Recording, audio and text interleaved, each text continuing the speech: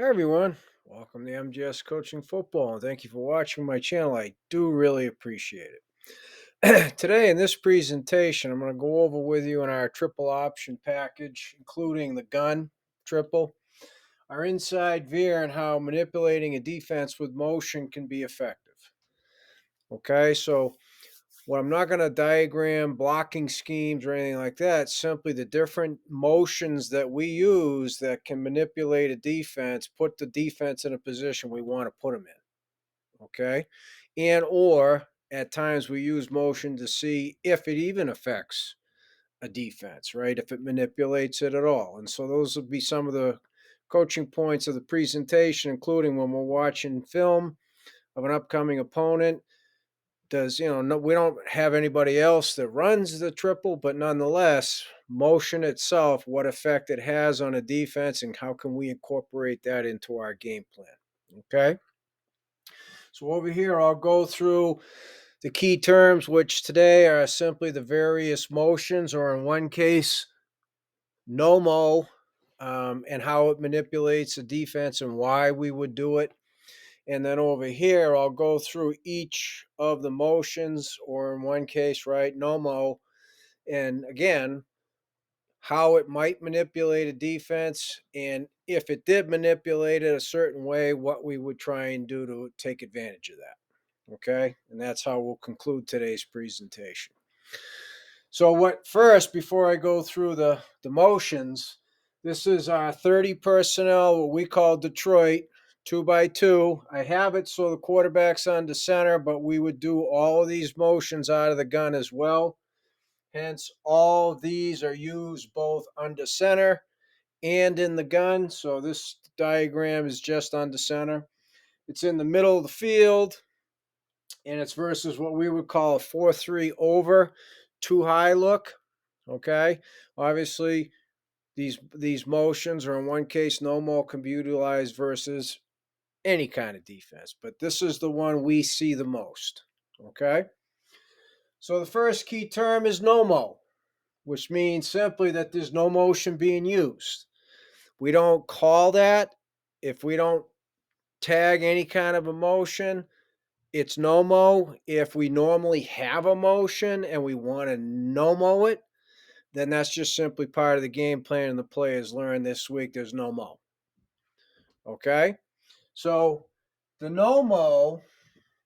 So I'm going to go over each key term and then diagram it for you over here.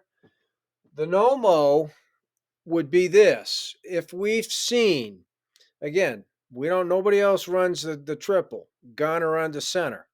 But motion, if we've seen that, as an example, if we had motion here, and what that did was it got the front slanting, and we really wanted to run a particular, then we wouldn't run motion. We don't want to give the defense the ability to motion with, to slant, excuse me, with the motion. Okay. So one reason why we would no-mo is that if we see that a defense has a pretty good plan to attack your motion, then we won't use motion. Okay, now that's not going to be for every single play, but for our inside veer, if, again, we've seen on tape, if a team runs any kind of motion and the defense seems to have a pretty good plan to take advantage of that, then we're not going to use motion. Okay, so that would be the biggest reason why we would go no mo. Don't tip our hand. Don't let the defense get a jump start on it. Okay. So the second one is what we call tail. And simply, tail is the slot. So that could either be the T, the H, or the B if we're in an empty set. Okay. Motions to the B back's tail. So if it were empty, this would be the quarterback. So now the motions to the quarterback's tail. Okay. So why would we use tail motion, right? Well, I just talked about why we wouldn't. Well, this is why we would. Okay, and same thing. We don't necessarily have to add tail into the play call. The players know on this particular inside veer, they're going to go in tail motion, and they know how to time it up. I'm not going to get into how we time it up. Okay. Excuse me. But the players know that there's tail motion involved in this particular play. So why would we use tail motion to manipulate the defense? Okay. So tail motion, in this case, it's the T, motions based upon our timing, literally to the B-back's tail, right? But, okay, that's what tail motion means. Not complicated, right? He's going to be the pitch back, okay? Why we would use it, if the defense doesn't move or rotate, then that gives us an advantage to get out onto the perimeter. Okay? So sometimes manipulating the defense is just simply, if they don't adjust, then use it. You just got the numbers advantage. You got leverage. Okay? So in this particular case, we got number 1, 2, and 3. If 1, 2, or 3 don't move, then you just got leverage to get out on the perimeter, to get the ball on the perimeter. So that's a version of manipulating a defense. Okay? So if we don't see, if we see that a defense doesn't react to tail motion, then that's a reason to use it. You've just manipulated the defense to your advantage. You see what I mean? So that's a reason we would use tail motion.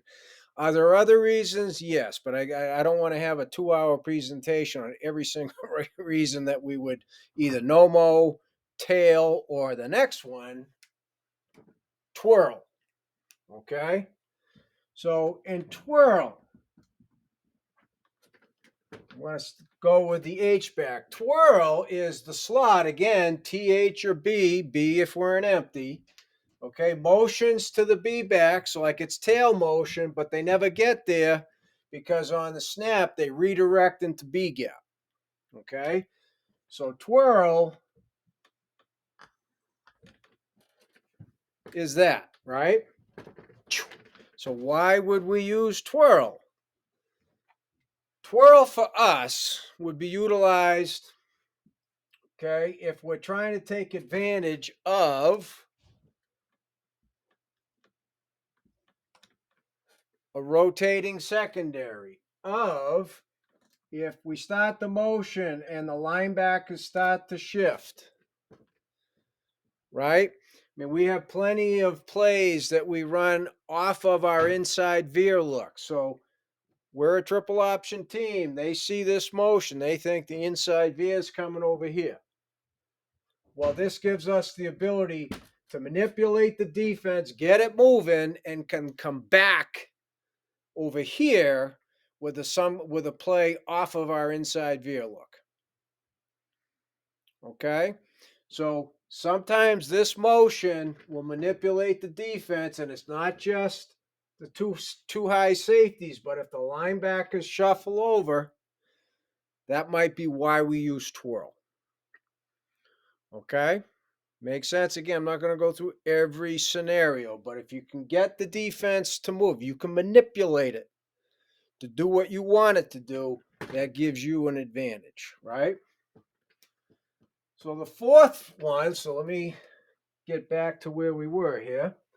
The fourth one is what we call whirly. Okay, so what whirly is it's the slot, again, TH or B, B being an empty. Okay. They're going to motion to the B back. Again, everything's to the butt of the B back, or if it's an empty, to the butt of the quarterback, right? And then redirect back outside the tackle on the snap of the football. Okay? So as an example, if in years past, so as I said, we're the only triple option team, but you look at years past, when you motion, okay, when this happens, these guys guarantee they crank the safeties. Even if the linebackers don't move, they crank the safeties. Okay? So now number 3 is in the middle of the field. All right? That would be a reason for us to use the whirly motion. Ah, right? If we can get these guys, as soon as they see this, they crank it over. We manipulate them to crank because they think they got it now. What we're really doing is we're guaranteeing that we're going to get to the perimeter because number 3 is in the middle of the field. Ah, right? So that would be a big reason why we use whirly, and we'd base that off of previous films of our opponents. So years past, how have they adjusted to the tail? This week, this year, we're going to throw whirly at them. And then once you throw whirly a couple of times and then you run tail, now the defense, what are they going to do? Are they going to continue to crank and risk being leveraged on the whirly? Or are they going to sit and now risk being out leveraged because they're not adjusting to the tail? Right? So what I talked about earlier in tail now is in tandem with whirly. So now when you got both, the defense has to make a decision. And those are the things that we chart and keep track of during the course of a game. So that's how whirly was used to try and manipulate the defense. And then last but certainly not least is what we just simply call Liz or Rip. Again, slots, TH or B, B and empty. They're going to motion across the formation. Okay? So why would we motion them across the formation? Well, there'd be two different reasons, depending on if we're under center or if we're in the gun. So in this one, I'm going to show you both under center and the gun. Okay, the Liz or Rip. So Liz left, whoever is the right slot, right? So you have to see my other presentations. They're going to motion to the left. So Liz is going to do that. Rip, and I'll do this one with a dashed line. Whoever the left slot is going to do that. Okay? So why would we do that? Well, a number of reasons. For starters, we're trying to get to a 3-by-1 set. So by doing that, again, same reason. So let me erase this. If we're running Liz and we can get them to do this, because he's going to continue out here 3-by-1, right? We know we can get that. Then that gives us the ability to manipulate the defense so we can attack right in here as an example. Or we can counter, run midline back into here. Bottom line is we would use Liz in this case to manipulate the defense to get them into the one high look. That's what we want. Okay? If we were in the gun, so let me change this a little bit. All right? Now, let's just use that same Liz motion. Now he's going to be coming in front of the quarterback. We have the potential to do jet read, power read. Okay? We have that potential with the Liz here.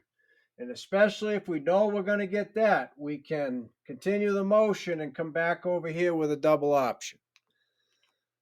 But if that motion manipulates a defensive change, then we have a plan to counter that and take advantage of the defensive adjustment. Okay, so that's how we utilize these various motions to manipulate a defense. We're trying to get leverage. We're trying to get them out of position and then have a play to take advantage of them being out of position. Okay? So as I said at the beginning, I thank you for watching my channel. I do really appreciate it.